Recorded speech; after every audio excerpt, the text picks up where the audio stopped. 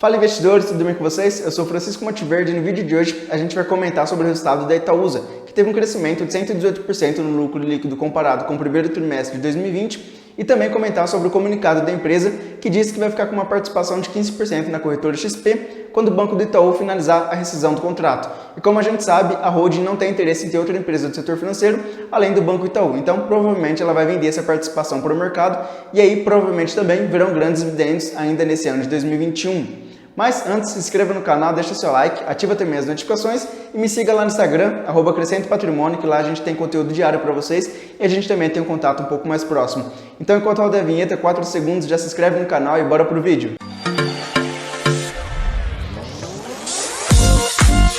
Então vamos lá, pessoal, começar pelos resultados da Itaúsa e depois a gente entra nessa questão da participação dela na XP e nos dividendos futuros.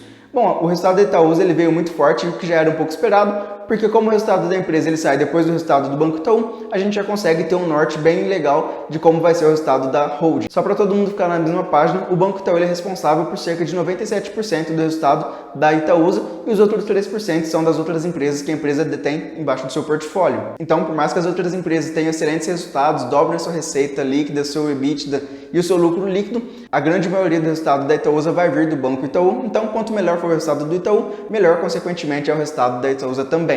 Eu quis começar o vídeo comentando dessa dependência da Itaúsa em relação ao Itaú, porque muitas pessoas veem da Itaúsa como uma super empresa muito diversificada, que paga excelentes dividendos. Isso é verdade sim, porém, a gente também tem que ressaltar que ela tem uma grande dependência do Banco Itaú. Como eu comentei, 97% do resultado da empresa veio do Banco Itaú nesse primeiro trimestre de 2021, apesar das outras empresas também terem tido excelentes resultados. Por exemplo, a Duratex, que a gente vai comentar daqui a pouco, teve o melhor primeiro trimestre da sua história. Mas ainda assim, apesar das empresas do portfólio da Itaúsa terem tido excelentes resultados, fica muito difícil competir com o resultado do Banco Itaú, que normalmente tem lucros bilionários trimestralmente. Então, enquanto as empresas estão tendo lucros milionários aí na casa de milhões, o Banco Itaú ele tem lucro na casa dos bilhões. Então, a ordem de grandeza dos resultados já é diferente e aí realmente fica muito difícil competir. É claro que a Itaúsa ela tem um plano de ter de 10 a 15 empresas dentro do seu portfólio e somente o Banco Itaú sendo do setor financeiro, mas ainda assim vai levar um bom tempo até que a Itaúsa ela consiga ter uma quantidade de empresas embaixo de sua carteira que consiga aí competir no lucro com o Banco Itaú e consiga reduzir um pouco essa dependência da empresa. Mas eu não estou querendo criticar a Itaúsa, eu gosto muito da empresa, eu tenho ela inclusive na minha carteira. É só um comentário que muitas pessoas acham que a Itaúsa é como se fosse a Berkshire Hathaway do Warren Buffett, mas ainda não está nesse patamar, ela está caminhando para isso, mas vai demorar um pouquinho. Bom, vou começar comentando sobre os resultados das empresas que fazem parte do portfólio da Itaúsa e depois eu comento sobre essa participação de 15% na XP e o porquê que isso deve virar um bom dividendo, talvez ainda nesse ano de 2021. Bom, eu vou começar pela aquisição que a Itaúsa fez na Aegea, que é uma empresa de saneamento básico bem grande, já consolidada no mercado. Inclusive, a Aegea é a empresa líder no setor privado de saneamento básico. É uma empresa realmente bem grande e que atua em diversos estados dentro do Brasil e, como a gente sabe, o setor de saneamento básico é um setor que tem um grande potencial de crescimento, já que cerca de 20% da população brasileira não tem ainda água encanada nas suas casas e cerca de 50% da população também não tem tratamento de esgoto. E isso, infelizmente, é uma vergonha para o Brasil, mas é a realidade. Então, o setor de saneamento básico ainda tem bastante espaço para crescimento.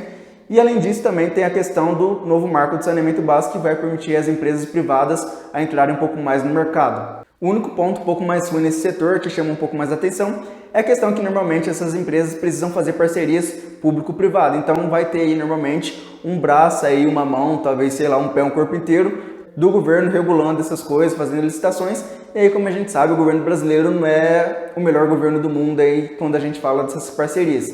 Inclusive a Aegea ela já foi alvo de investigações por conta de fraudes em licitações e tudo mais, inclusive na minha cidade natal, que é Ribeirão Preto, aqui no interior de São Paulo. Mas as investigações já passaram, está tudo certo, e eu não acredito que a Itaúsa iria investir numa empresa que tem esse risco aí de ingerência e com esses problemas políticos. Então eu acredito que já está tudo normalizado dentro da empresa. Inclusive esse investimento da Itaúsa ficou na casa de 1,3 bilhões de reais e a participação da Itaúsa agora dentro da Aegea é de cerca de 10,2%. Um lado bom e bem positivo que eu vejo nesse negócio é que a Itaúsa ela vai poder nomear pessoas para participar dos membros do conselho da empresa e também vão poder ajudar bastante na questão de gestão da empresa. Então a Itaúsa realmente está investindo no negócio para ajudar ele a crescer de fato e conseguir aumentar os resultados da Aegea.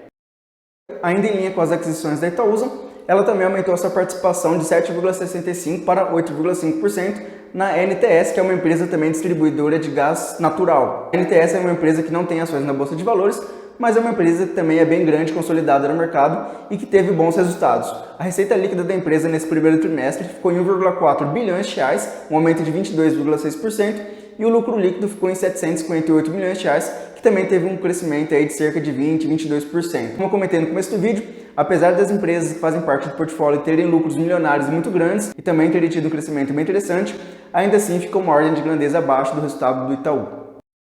Bom, já que eu falei sobre o Itaú, eu vou comentar também sobre o resultado do banco, mas eu vou ser um pouco mais breve. O Banco Itaú ele teve um lucro líquido de 6,4 bilhões de reais, que resulta em um crescimento de 64% em relação ao primeiro trimestre do ano passado, o que veio inclusive acima do esperado pelo mercado, que era em torno de 50% a 51%. Esse crescimento ele foi muito impulsionado principalmente por algumas operações de trade e também de hedges, que são proteções financeiras que os bancos fazem em outros países e em outras moedas. E aí, como a gente sabe, o dólar teve uma valorização em relação ao real muito grande no ano passado e isso impulsionou bastante o resultado do banco. Destaque também para o crescimento de 15% na carteira de crédito do banco, que é onde os bancos realmente ganham dinheiro, e principalmente na carteira de crédito para agro, que é uma das apostas do banco para esse ano de 2021. Inclusive, o agronegócio no Brasil está crescendo bastante, é só a gente olhar o preço das commodities como estão subindo igual um foguete. E também destaque para o ROI do Banco Itaú, que voltou a crescer. No ano passado, o banco finalizou com um ROI na casa de 12% ou 14%, algo nesse patamar, e nesse primeiro trimestre de 2021, o ROI do Itaú já está na casa de 18%. E o mercado em geral tem um consenso que o ROI do banco fique nessa casa entre 18% e 20%. Mas sobre Itaú é só isso, eu vou ser um pouco mais breve, porque tem um vídeo aqui no canal bem recente, inclusive eu vou deixar ele aqui nos cards caso vocês queiram ver, onde eu detalho todo o resultado do Itaú, falo sobre as provisões de devedores duvidosos, porque que o mercado não se empolgou tanto assim com o resultado do banco, e também comento um pouco sobre o resultado do Banco do Bradesco. O link do vídeo está aqui nos cards, é só você entrar lá e conferir o resultado do Banco Itaú. Bom, comentando agora sobre as outras empresas da Itaúsa, eu vou falar sobre o resultado da Alpargatas, que é uma empresa também bem grande, consolidada, gigante aqui no mercado brasileiro. Ela é dona da Havaianas, da Osklen e de algumas outras marcas de calçados. A empresa ela vem procurando expandir bastante o mercado digital e também expandir suas operações internacionais, já que todo gringo adora usar uma Havaianas no pé. O resultado da Alpargatas foi excepcional, a empresa ela vem crescendo bastante. Ela teve um crescimento de 32% na receita líquida, atingindo 901 milhões de reais. O EBITDA da Alpargatas também veio bem forte, em 175 milhões de reais, e o lucro líquido da empresa ficou em 140 milhões de reais, o que representa um crescimento de 73% comparado com o primeiro trimestre do ano passado. E além disso, o ROI da empresa também ficou muito bom, em 18,5%, o que é um ROI aí excelente que poucas empresas na Bolsa Brasileira têm. Só lembrando que o ROI, que é uma medida bem importante no mercado financeiro, ele é o retorno sobre o patrimônio líquido, então ele mostra basicamente que se você tem R$100 e tem um ROI de 20%, quer dizer que você consegue rentabilizar 20% no seu patrimônio líquido, se esses R$100 for o seu patrimônio líquido. Então, quanto maior essa medida, melhor. E se você está acompanhando o vídeo até aqui, dê aquela força, se inscreve no canal, deixa seu like e também dá uma olhadinha aqui na descrição do vídeo, porque o canal Crescendo Patrimônio agora está com uma parceria com a Sony Research na parte de divulgações de materiais. Então, a partir de agora, aqui na descrição do canal, sempre vai ter conteúdos e e-books gratuitos da Sony Research para vocês conferirem. Dá uma olhadinha lá. Bom, e falando agora sobre a Duratex, que é a terceira empresa listada na Bolsa que tem participação no resultado da Itaúsa, a Duratex é uma empresa gigante dentro do setor de construção civil. Ela fornece produtos para acabamentos de casas e construção civil em geral. Ela fornece produtos como pisos, azulejos, vasos sanitários, pias e por aí vai. A Duratex ela teve um resultado excepcional nesse primeiro ano de 2021, já que o setor de construção civil como um todo está bem aquecido e a empresa ela vem surfando bastante essa alta desde o ano passado. Bom, o resultado da Duratex foi excepcional, a receita líquida da empresa cresceu 52,2%, resultando aí em 1,7 bilhões de reais. O EBITDA da empresa também cresceu 73%, atingindo aí o patamar de 464 milhões de reais. E o lucro líquido da Duratex foi de 224 milhões de reais, lucro líquido recorrente, que representa um aumento de 223%, o que é um resultado aí excepcional nesse primeiro trimestre de 2021. Inclusive, esse primeiro trimestre de 2021 foi o melhor resultado da história da empresa. E comentando mais uma vez, talvez até fique um pouco chato, repetitivo, mas como a gente vê, a receita líquida da Duratex foi de 1,7 bilhões de reais. A receita líquida da empresa é quase 4 vezes menor do que o lucro líquido do Banco Itaú. Então, mais uma vez, só para a gente ter essa noção de que as empresas do portfólio do Itaúsa precisam crescer muito ou ela adquirir muitas empresas para conseguir bater de frente aí com o resultado do Itaú e diluir um pouco essa participação e essa dependência do banco. Bom, e a última empresa que eu vou comentar no portfólio da Itaúsa é a Copagaz, a empresa que ficou faltando. Essa foi a única empresa que não teve lucro Ela apresentou um prejuízo de 20 milhões de reais, mas esse prejuízo é um pouco explicado por dois motivos. O primeiro deles é porque a Copagaz ela comprou parte da Liquigás no ano passado. A Liquigás é uma outra empresa também de distribuição de gás e de botijões de gás para casa e também para indústrias. É uma outra empresa também bem grande, conhecida, pelo menos aqui no interior de São Paulo. E aí isso impactou um pouco as receitas da empresa.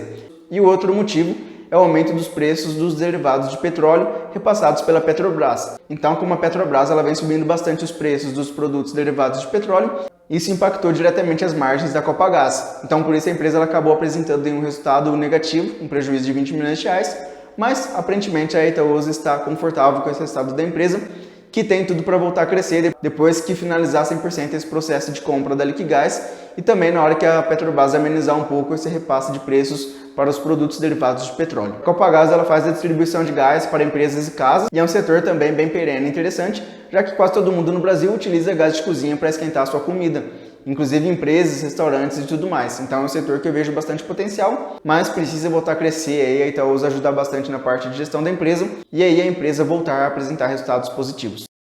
Bom, e aí o resultado da Itaúsa é basicamente um consolidado desses outros resultados das outras empresas. A holding ela teve um crescimento de 118% no lucro líquido, que ficou na casa dos 2,2 bilhões de reais, mas 97% desse resultado veio aí por conta do Banco Itaú. E aí os outros 3% é dividido entre Duratex, Alpargatas, NTS e Copagaz, lembrando que a Copagaz ela representou um prejuízo de 20 milhões de reais.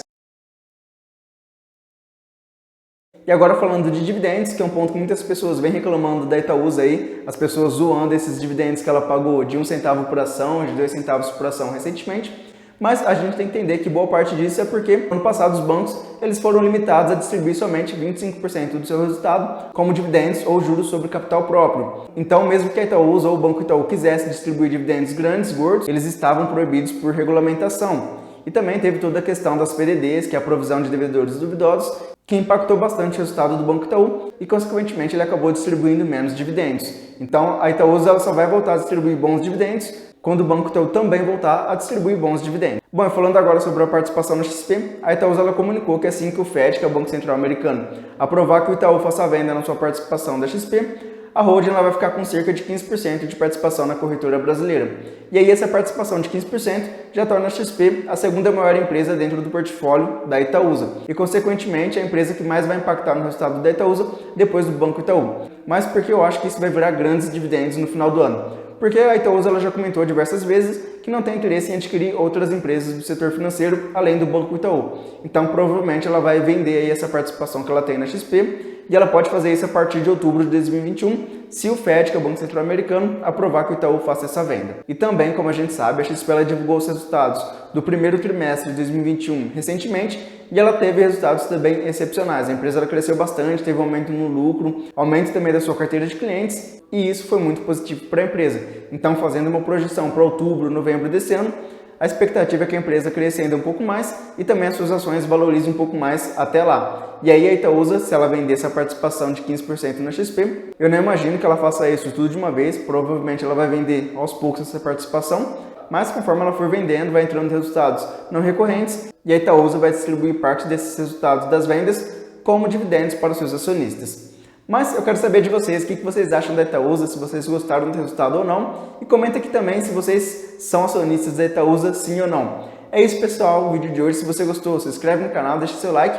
E me siga também lá no Instagram, @crescendo_patrimônio, que lá tem conteúdo diário para vocês e a gente tem contato também um pouco mais próximo. E não esqueça de dar uma olhada aqui na descrição, que tem alguns e-books gratuitos para vocês, que vão ajudar bastante vocês a investirem melhor no mercado. É isso aí, muito obrigado e até o próximo vídeo.